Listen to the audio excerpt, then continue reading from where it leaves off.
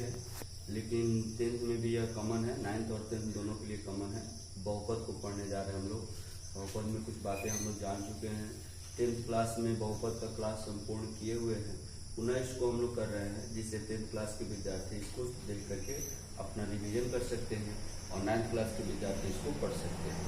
तो आइए हम लोग देखते हैं बहुपद को। इससे पहले मैं आपको बताऊं कि गगन सर एकेडमी भाई निर्मल सिंह चैनल का नाम है। अगर कोई नए व्यूअर हैं, नए देख रहे हैं, तो वीडियो को पूरा आप देखें। अगर वीडियो अच्छा लगता है, आप इससे लाभ ले सकते हैं, तो आप इसे सब्सक्राइब करें, लाइक करें और शेयर करें। तो आइए हम देखते हैं बहुपद।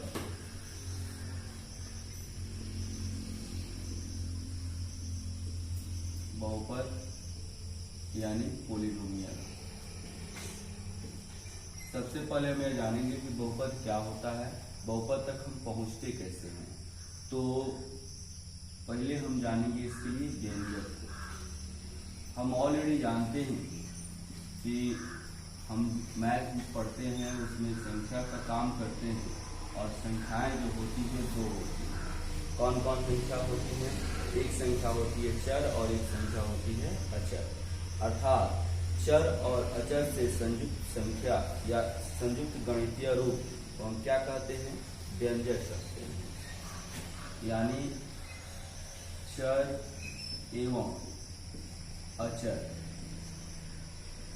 के गुणनफल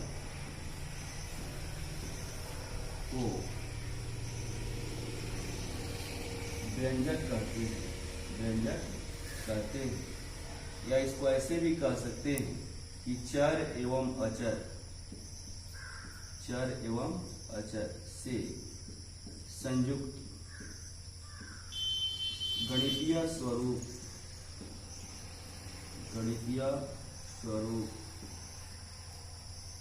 व्यंजक कहलाता है। व्यंजक कहलाता है। सामान्य वे में हम ऐसे कहें कि हम जो भी गणित में पढ़ते हैं, देखते हैं, सुनते हैं, लिखते हैं, जो भी हमको गणितीय रूप दिखाई देता है, वह सारा का सारा यह क्या होता है? व्यंजक होता है। मतलब जो भी आप गणित में आप देखेंगे, करेंगे, उसमें जो भी होता है वह सब टोटल का टोटल क्या होता है? एक व्यंजक होता है ना। आप कुछ भी लिख दीजिए, कैसा भी गणितीय रूप लिख दें, वह आपका एक व्यंजक होगा। जैसे देखिए, हम लिख दे 3x का पावर -5 + 5, हम लिख दे 1/x + 2, हम लिख दें x² - 2x का पावर -1। आप कुछ भी लिख दे तो वह क्या होता है? व्यंजक होता है। अर्थात गणित में अध्ययन करने के लिए, गणना करने के लिए हमको जरूरत पड़ता है संख्या का, और इस संख्या में जो आपको प्राप्त वैल्यू होता है या संख्या का जो प्रकार होता है, मुख्य रूप से संख्या को दो भागों में बांटते हैं। एक वैसी संख्या जिसे हम जानते हैं और एक ऐसी संख्या जिसे हम नहीं जानते। अर्थात एक चर होता है और एक अचर होता है। उन दोनों संख्याओं को मिलाने पर जो भी हमको गणितीय प्रतिरूप प्राप्त होता है वह एक व्यंजक होता है, व्यंजक कहलाता है। ठीक है, तो यहाँ पर व्यंजक से ही हम लोग बहुपद में जाते हैं। अर्थात वैसा व्यंजक जिसमें शामिल चर का घात जो होता है वह ऋणेतर पूर्णांक संख्या होता है, या धनात्मक पूर्णांक होता है, या पूर्ण संख्या होता है, उसको हम कहते हैं क्या? बहुपद। अब आएंगे, देखते हैं बहुपद क्या होता है। बहुपद, ये देखिए मैथ जो है, जो हम लोग पढ़ रहे हैं, ये बहुत आसान टर्म है, बहुत आसान अध्ययन का पार्ट है। इसको आप थोड़ा सा लॉजिकली सोचेंगे, देखेंगे, तो आप इसमें अच्छा कर सकते हैं। यानी कि बहुपद क्या होता है? देखिए, वैसा व्यंजक जिसमें शामिल चर का घात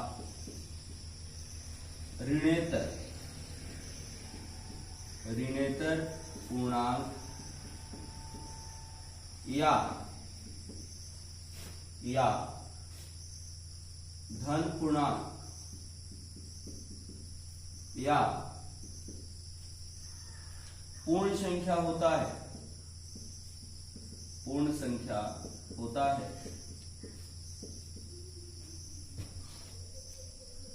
बहुपद कहलाता है, बहुपद कहलाता है।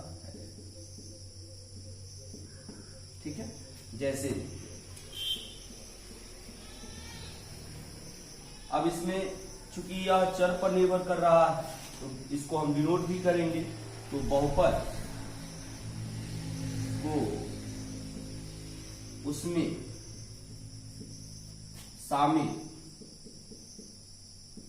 चर के अनुसार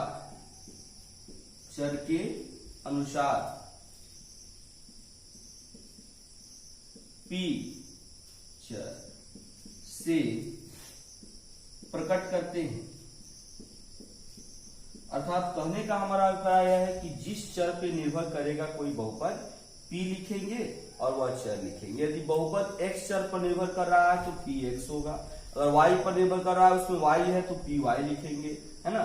यानी कि इसको पढ़ते हैं polynomial of x, polynomial of y, polynomial of z। मैं जिस चर के लिए होगा उसको ऐसे हम पढ़ते हैं, x चर का बहुपद, y चर का बहुपद, इस प्रकार से। अब जैसे देखिए क्या होगा, 3x² माइनस 5, जैसे 1/x प्लस 2, जैसे 1/x plus 1 to the power 2, है ना। यह हम 3 टर्म देखे। अब इसको चेक करेंगे कि बहुपद है कि नहीं है। इसमें देखिए कौन सा चर है, x चर है, इसका घात कितना है, 2 है। इसमें क्या है, अगर कुछ नहीं दिखाई दे रहा है तो चर है लेकिन उसका पावर कितना है, 0 है। यहाँ पे यह धनात्मक है इसलिए यह बहुपद है। यहाँ पर देखिए इसमें चर x है, x जब ऊपर जाएगा तो इसका घात -1 हो जाएगा, यहाँ पर यह बहुपद नहीं है। यहाँ पर भी देखिए नीचे है घात जो है वह धनात्मक है, ऊपर जाएगा तो माइनस हो जाएगा, तो यह भी बहुपद नहीं है। अर्थात अब ध्यान रखेंगे कि कुछ केसेज में, कुछ टर्म्स में हम कह सकते हैं कि यह व्यंजक बहुपद नहीं होता है और यह बहुपद व्यंजक होता है। अब नोट में इसको देखेंगे कि कैसे हम बताएंगे कि कौन बहुपद नहीं होता है। ठीक है, यदि व्यंजक में शामिल चर अंश में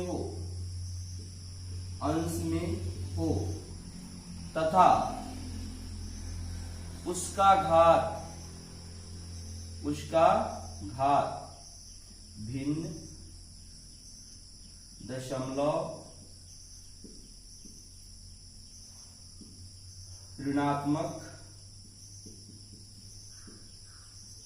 हो तो वह बहुपद नहीं होता है, बहुपद नहीं होता है। यह पहचान बता रहे हैं हम, कैसे हम पहचान सकते हैं।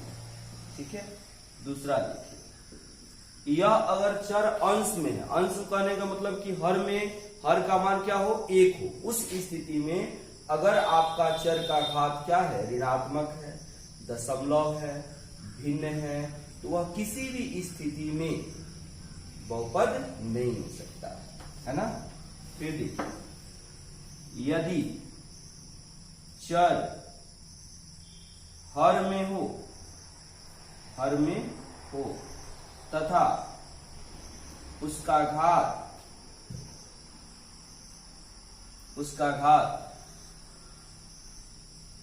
धनात्मक हो तो वह बहुपद नहीं होता है, बहुपद नहीं होता है।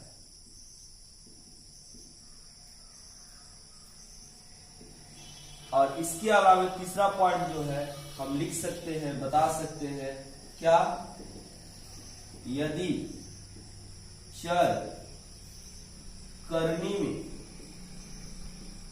में इस प्रकार हो कि करनी को हटाने पर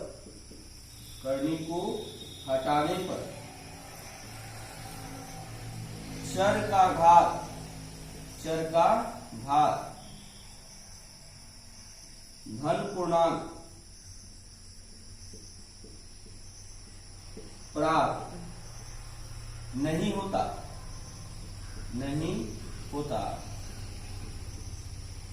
बहुपद नहीं होता यानी कि यह 3 पार्ट याद रखेंगे, आप समझ जाएंगे कौन सा बहुपद होगा या नहीं होगा।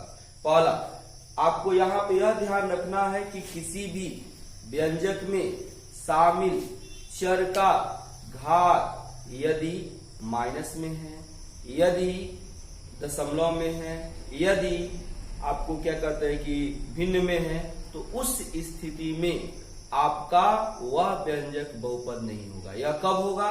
जब चर अंश में दिया रहेगा तब। और यदि चर हर में हो और उस स्थिति में वह चाहे एक पदी हो चाहे द्विपदी हो और उसका घात अगर धनात्मक है तब भी वह बहुपद नहीं होता है। और उसके अलावे अगर करनी में दिया हुआ हो और करनी को हल करने पर धनात्मक पूर्णांक न मिले तो वहां पर वह क्या होता है? बहुपद नहीं होता। यह 3 कंसेप्ट याद रखेंगे, कभी भी आप बहुपद को पहचानने में मिस्टेक नहीं कर सकते। यह तो हो गई बहुपद की बात। बहुपद क्या होता है? चूंकि हमारे चैप्टर का नाम है बहुपद, यह कॉमन है 9th और 10th के लिए, इसलिए यह बहुत ही महत्वपूर्ण है। 9th वाले अगर पढ़ रहे हैं तो उनको भी पढ़ना महत्वपूर्ण है और 10th वाले के लिए तो महत्वपूर्ण है ही। अब यहाँ पर हम लोग जानेंगे कि कोई भी सामग्री जब हम पढ़ लिए तो वह कैसे हम प्रकट करते हैं। तो कैसे प्रकट करते हैं जान लिए, जिस चर पर वह निर्भर करेगा उस चर के द्वारा, यानी कि P और उस चर के द्वारा उसको हम प्रकट करते हैं। अब यहाँ पर आ गई बात कि हम बहुपद को कितने भाग में बांटते हैं, है ना। उससे पहले हम यहाँ पर जानेंगे पद क्या होता है, घात क्या होता है, यानी कि टर्म्स, है ना, यानी कि पद क्या होते हैं यह जानिए पहले।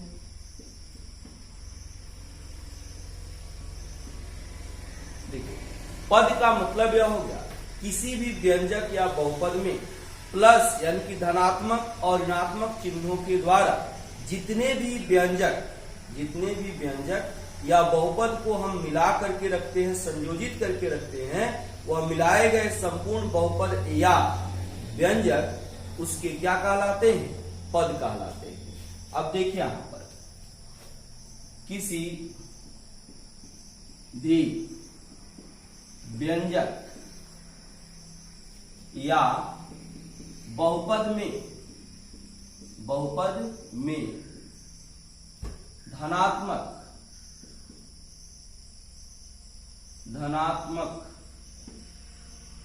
प्लस या ऋणात्मक माइनस चिन्हों के द्वारा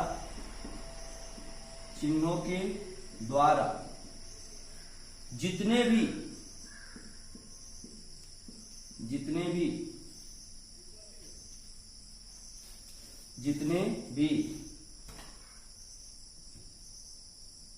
गणितीय राशियां संयोजित की जाती हैं, मतलब संयोजित करने का मतलब मिलाना हो गया, संयोजित की जाती हैं, वे पद कहलाती हैं।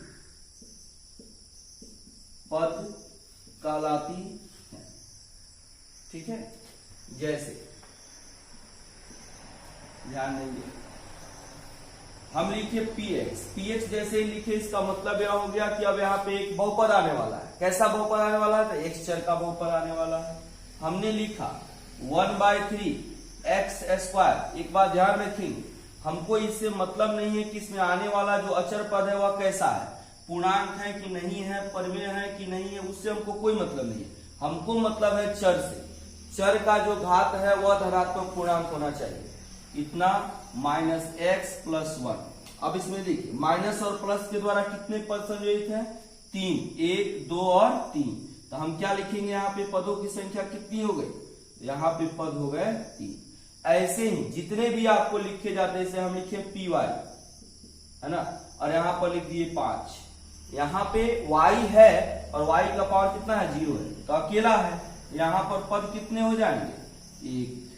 तो ऐसे हम पद बता सकते हैं कि कितने पद होंगे बहुपद में या व्यंजक में। यह भी तो अभी हम बहुपद लिखे हैं, व्यंजक अब यहाँ पर हम यह बता सकते हैं, चूंकि हमको बहुपद कहाँ से मिला है? व्यंजक से मिला है। तो व्यंजक में वैसी राशि जो कुछ एक खास नियम को का पालन करती है वही बहुपद होती है।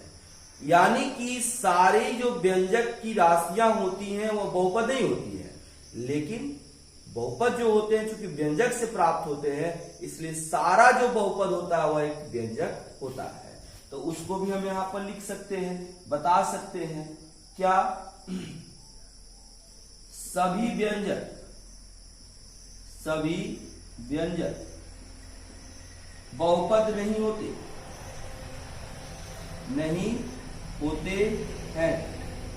परंतु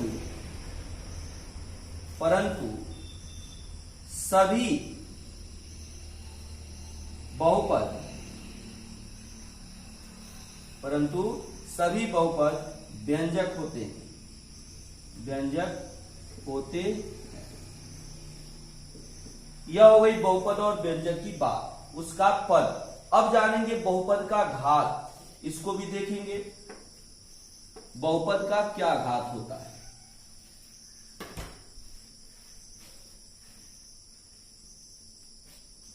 देखिए, बहुपद का घात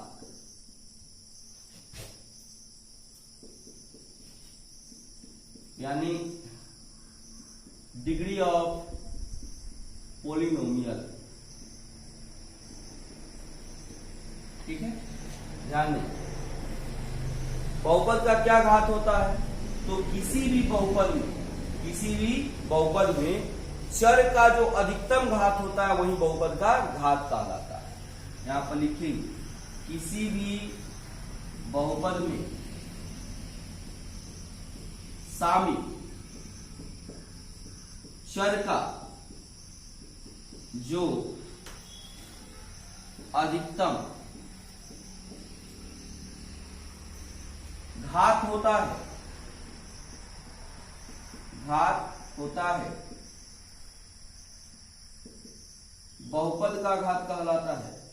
बहुपद का घात कहलाता है। अब देखिए, जैसे हम लिखे py, इसका मतलब क्या हो गया कि यहां पर अब y चर का बहुपद आने वाला है, यानी इसको लिखेंगे √3y³ प्लस y² प्लस 1। यानी कि यहां पर देखिए चर y का अधिकतम घात कितना है? 3। तो हम क्या बताएंगे कि बहुपद का घात कितना होगा? तो बहुपद का घात हम बताएंगे कि यहां पर हो जाएगा कितना? 3, है ना। फिर देखिए, जैसे हम लिखे pz और इसको लिखे z का पावर 2 प्लस 1। यहां पर देखिए कि z चर है, z चर का अधिकतम घात कितना है? 2 है। यहां पर क्या लिखेंगे? बहुपद का घात कितना होगा? बहुपद का घात कितना होगा? तो बहुपद का घात यहां पर हो जाएगा 2। यह हो गया, यानी कि बहुपद में शामिल चर का जो अधिकतम घात होता है वही उसका क्या कहलाता है? बहुपद का घात कहलाता है। यह हुआ। अब जानेंगे बहुपद का गुणांक। बहुपद का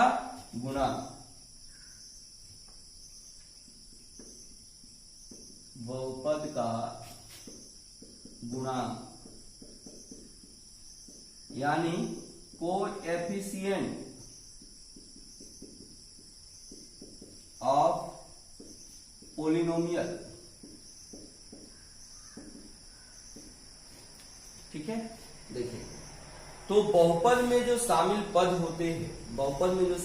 होते हैं उन पदों में किसी एक पद का जो गुणांक होता है या किसी एक मान का जो गुणांक होता है ना, यानी कि गुणा का जो अंक होता है वही क्या कहलाता है, बहुपद का गुणांक कहलाता है। अर्थात हम लिखेंगे बहुपद में शामिल किसी पद या राशि में जो गुणा होता है वह बहुपद का गुणांक कहलाता है, वह बहुपद का गुणांक कहलाता है। जैसे ध्यान देंगे, अगर हम लिखते हैं px, इसका मतलब px लिखते हैं, यह पता चल जाएगा हमको कि अब कुछ आने वाला है। क्या आने वाला है, एक बहुपद आने वाला है। वह भी कैसा आने वाला है, तो x चर का बहुपद आने वाला है। जैसे 3x² माइनस 1/2x और प्लस 1। अब इसमें पूछा जाए कि x का गुणांक बताइए, तो x का गुणांक क्या होगा, तो x को छोड़ करके इसमें जो गुणा होगा, जोड़ना नहीं गुणा होगा, x को छोड़ देंगे तो क्या गुना है, -1/2। यहां पर क्या लिखेंगे बताइए, x का गुणांक लिखेंगे बराबर -1/2। और देखिए थोड़ा, जैसे py लिखे, यहां पर लिख दिए हम √3x² माइनस x प्लस 1।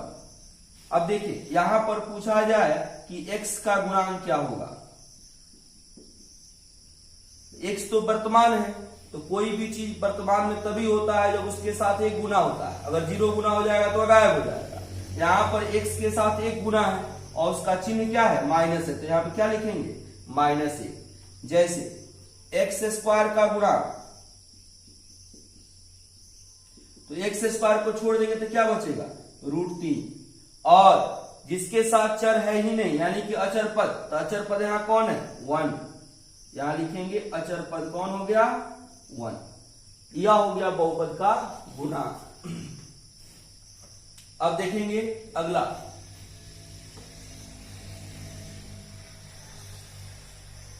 अब इसके बाद हम लोग जानेंगे बहुपद का मान। क्या होता है बहुपद का मान,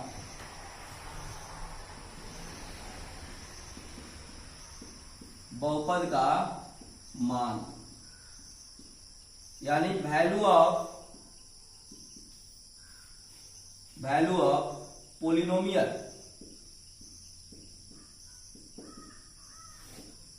वैल्यू ऑफ पोलिनोमियल। ध्यान देंगे, किसी भी, अब समझिए बहुपद का मान किसे हम कहते हैं, क्या होता है, किसी भी दिए गए बहुपद में शामिल चर का वह अचर मान, माने किसी अचर मान को जब वहां प्रतिस्थापित करते हैं तो किसी अचर मान के लिए बहुपद को हल करने पर जो हमें एक अचर मान प्राप्त होता है उसी को हम क्या कहते हैं, बहुपद का मान कहते हैं। यानी कि किसी बहुपद में शामिल चर मान के लिए किसी अचर मान को बहुपद में प्रतिस्थापित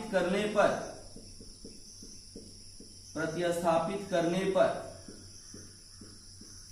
जो मान प्राप्त होता है वह बहुपद का मान कहलाता है, बहुपद का मान कहलाता है। ठीक है, जैसे देखिए, जैसे मान लेते हैं कि कोई बहुपद दिया गया px बराबर 2x² माइनस x प्लस 1 हो गया। अब इसका मान अगर हमको निकालना है x बराबर 1 के लिए, तो क्या हो जाएगा बोलो, क्या करते हैं, जहां जहां x है, जहां जहां वह चर उसको हटा देंगे, पहले 2, फिर x को हटा दिए, फिर यहां पर x को हटा दिए, +1 लिख दिए। अब उसके मान को रखना है, यानी कि 1 रख दिए, फिर यहां 1 रख दिए, फिर यहां 1 रख दिए, 2 हो गया, 1 का पावर 2 यानी कि 1 गुना 1 हो जाएगा, -1 +1। तो फिर देखिए 2 1 3 में से 1 जाएगा, कितना हो गया 2, यानी कि x बराबर 1 के लिए बहुपद px का मान कितना हो गया 2 हो गया। अर्थात कि किसी भी बहुपद में शामिल चर का कोई मान जो दिया गया रहता है उसको रखने पर जो मान हमें प्राप्त होता है वही बहुपद का मान कहलाता है ना। और यदि उस मान को, यानी उस अचर मान को बहुपद में रखने पर, चर की जगह पर रखने पर यदि बहुपद का मान 0 प्राप्त हो जाता है तो वह बहुपद का शून्यक या मूल कहलाता है। ठीक है, तो हम कैसे निकालते हैं मान? तो जो चर का मान दिया जाएगा उसको जगह खाली करके चर को उसके जगह पर रख देंगे, हल करेंगे, और हल करने पर जो हमें मान मिलेगा वही बहुपद का मान कहलाता है। ठीक है, अब यहां पर जानेंगे बहुपद का शून्यक क्या होता है। बहुपद का शून्यक, शून्यक कहते हैं या मूल भी कहते हैं, यानी कि zeros of polynomial, zeros of polynomial. यानी देखिए किसी भी बहुपद, अभी बताए हैं, किसी बहुपद में चर का वह मान, किसी बहुपद में शामिल चर का वह मान जिसके लिए बहुपद का मान 0 प्राप्त होता है वही मान क्या कहलाता है? बहुपद का शून्यक कहलाता है। तो किसी भी बहुपद में शामिल चर का वह मान, चर का वह मान जिसके लिए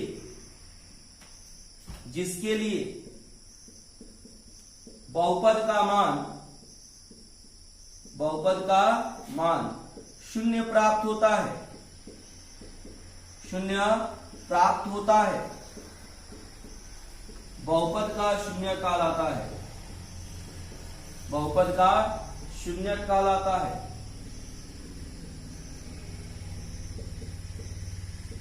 बहुपद का शून्यक कहलाता है। जैसे अर्थात लिखे, अर्थात px, बहुपद px में x बराबर k के लिए यदि pk बराबर 0, pk बराबर 0 तो x बराबर k क्या होगा? बहुपद का शून्यक होगा, बहुपद का शून्यक होगा। अभी हम लोग केवल कंसेप्ट पढ़ रहे हैं, इसके बाद हम इसका करेंगे कि कैसे हम इस सबको ज्ञात करेंगे, एक्सरसाइज के माध्यम से हम लोग जानेंगे। यह क्या हो गया? बहुपद का शून्यक हो गया। अब हम लोग जानेंगे बहुपद का वर्गीकरण कैसे होता है। ध्यान दें,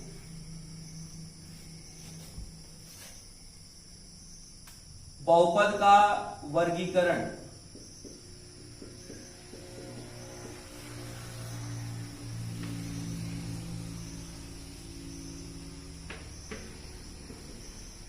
बहुपद का वर्गीकरण यानी क्लासिफिकेशन ऑफ पोलिनोमियल। अब देखिए बहुपद को जब बांटते हैं तो इसको दो आधार में बांटते हैं, एक पद के आधार बांटते हैं और एक घात के आधार में बांटते हैं। समझिए, पद के आधार,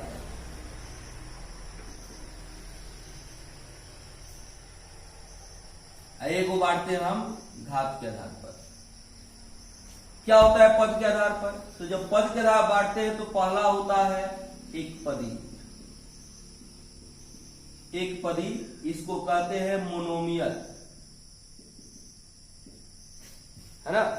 मतलब क्या हो गया कि वैसा बहुपद या बहुपद का वैसा प्रकार जिसमें पदों की संख्या केवल एक होती है। जैसे 5 लिखे, 3x लिखे, 1/2y लिखे, यह सभी क्या है, एक पदी है।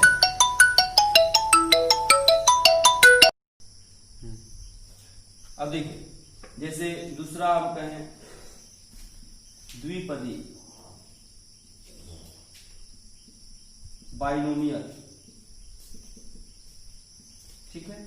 अब इसको क्या बताएंगे, तो बहुपद का वैसा प्रकार जिसमें पदों की संख्या क्या होती है, 2 होती है, उसको क्या कहते हैं, द्विपदी बहुपद कहते हैं। जैसे आप उदाहरण में बता सकते हैं, क्या हो जाएगा, 3x + 5, और क्या लिख सकते हैं, 1/2y - 2, ऐसे बहुत सारे आ जाएंगे। यानी कि पद यदि गिनने पर 2 मिले तो इसको क्या कहेंगे, द्विपदी कहेंगे। तीसरा हो गया आपका त्रिपदी, यानी क्या हो जाएगा, ट्राइनोमियल, यानी बहुपद का वैसा प्रकार जिसमें पदों की संख्या कितनी हो, 3 हो, उसको क्या कहेंगे, त्रिपदी बहुपद कहते हैं। जैसे आप लिखे 1/2x² - x + 1, यह क्या हो गया, त्रिपदी हो गया। ऐसे ही 3 पद वाले जो बहुपद होंगे वह त्रिपदी कहलाएंगे। अब घात के आधार पर देखिए, घात के आधार पर पहला शून्य बहुपद या अचर बहुपद, यानी कि जिसमें जो बहुपद का चर का घात होता है,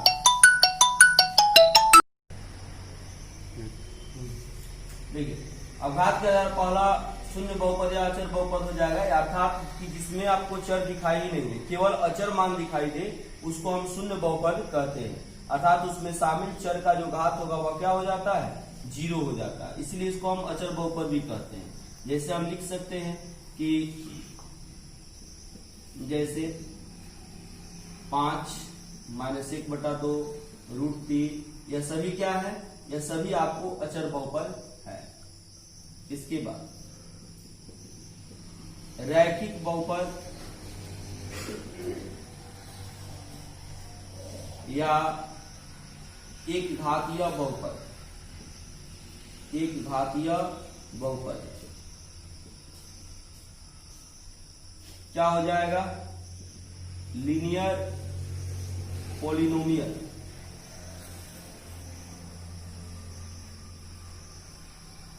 इसमें क्या होगा, हम इसमें लिखेंगे वैसा बहुपद जिसमें शामिल चर का अधिकतम घात कितना होता है, 1 होता है। मतलब कि सामान्यतः हम कह सकते हैं कि यह घात पर निर्भर करने वाला है। और घात बहुपद का क्या होता है, बहुपद में शामिल चर का जो अधिकतम घात होता है वही बहुपद का घात कहलाता है। रैखिक है या एक घातीय है, तो एक घात कहने का मतलब यह हुआ कि किसी बहुपद में शामिल चर का अधिकतम घात अगर 1 है तो उसको हम क्या कहेंगे, रैखिक बहुपद कहेंगे। जिसका व्यापक रूप हम लिख सकते हैं क्या होता है, x + b होता है, जहां x ≠ 0 होता है ना। जैसे हम बता सकते हैं क्या, जैसे 3x + 5, जैसे y, जैसे x, ये सभी क्या है, यहाँ पर देखिए सबका घात क्या है, चर का 1 है, इसलिए क्या है, रैखिक बहुपद है। अब देखिए द्विघाती या द्विघात बहुपद यानी क्या हो गया, क्वाड्रेटिक पॉलिनोमियल,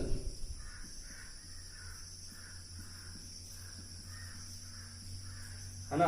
क्या होगा द्विघात बहुपद का, क्वाड्रेटिक पॉलिनोमियल का, यानी कि वैसा बहुपद जिसमें शामिल चर का अधिकतम घात कितना हो, 2, उसको क्या कहते हैं, द्विघात बहुपद कहते हैं। इसका व्यापक रूप क्या हो जाएगा, इसका व्यापक रूप हो जाएगा px = ax² + bx + c, जहां a ≠ 0, है ना। जैसे हम लिखे x² + 5, ये देखिए चर का घात 2 हो गया, 3x² - 2x + 1, यहाँ देखिए चर का अधिकतम घात 2 हो गया, यह सभी क्या है, द्विघात बहुपद है। इसी तरह से त्रिघात बहुपद के लिए होगा तो हम क्या बताएंगे, कि वैसा बहुपद जिसमें शामिल चर का अधिकतम घात 3 होता है वह क्या कहलाता है, त्रिघात बहुपद कहलाता है। उसका व्यापक रूप क्या हो जाएगा, x³ plus bx² plus x plus D, जहां a नॉट इक्वल टू 0। तो इस तरह से बहुपद का हमने कॉन्सेप्ट पूरा पढ़ लिया। इसमें इसके बाद हम लोग अब जीरोज कैसे निकालते यह जानेंगे। इतना कॉन्सेप्ट के आधार पर आप वर्ग 9 का एक्सरसाइज एनसीईआरटी का 1 और 2 कर सकते हैं, और अगले क्लास में हम इसका एक्सरसाइज बताएंगे।